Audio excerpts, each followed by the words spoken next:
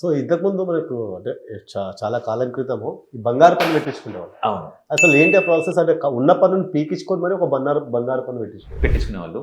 అంటే పూర్వకాలం అంటే ఒక 100, 200 years back gold is always like show off wealth అన్నట్టు.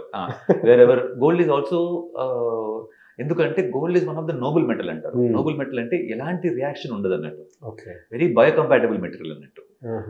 సో నోట్లో పెట్టుకున్నా ఏం కాదన్నట్టు అది.